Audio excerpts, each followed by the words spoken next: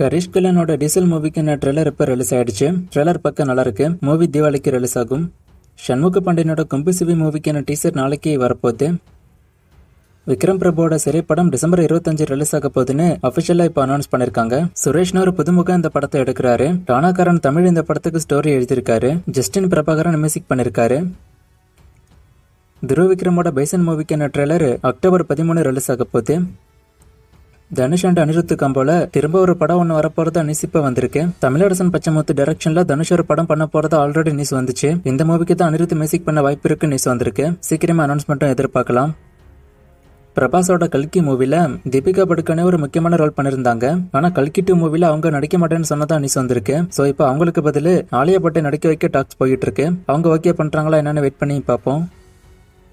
சிவகார்த்திகேயன் வெங்கட் பிரபு காம்போல ஒரு படம் ஒன்று வரப்போறது ஆல்ரெடி கன்ஃபார்ம் ஆனது தான். இப்போ இந்த மூவிக்கான ப்ரீ ப்ரொடக்ஷன் ஒர்க்கு ஸ்டார்ட் ஆகி போய்கிட்டு இருக்கு. ஷூட்டிங் மோஸ்டா இந்த வருஷம் டிசம்பர் இல்ல ஜனவரியில ஸ்டார்ட் ஆக வாய்ப்பு இருக்கு நியூஸ் வந்திருக்கு. காந்தாரா சாப்டர் 1 இப்போ வரைக்கும் 509 கோடி வசூல் பண்ணிருக்குன்னு அபிஷியலா அனௌன்ஸ் பண்ணிருக்காங்க.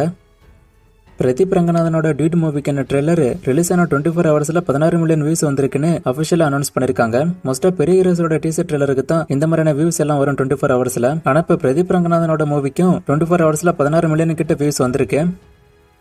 சூர்யாவோட அஞ்சான் படத்தை ரீ எடிட் பண்ணி மூவியை ரீ ரிலீஸ் பண்ண போறதா ஆல்ரெடி நியூஸ் வந்துச்சு நானும் சொல்லிருப்பேன். இப்போ இது ஒரு போஸ்டர் விட்டு கன்ஃபார்ம் பண்ணிருக்காங்க. சீக்கிரமே மூவி ரிலீஸ் ஆகும்னு. சோ மோஸ்டா இந்த மாசமே இதுக்கான ரிலீஸ் டேட் அனௌன்ஸ்மெண்ட் வர வாய்ப்பு இருக்கு. இந்த வருஷமே மூவி ரிலீஸ் ஆகவும் சான்ஸ் இருக்கு. நான் அப்டேட் வந்தா சொல்றேன்.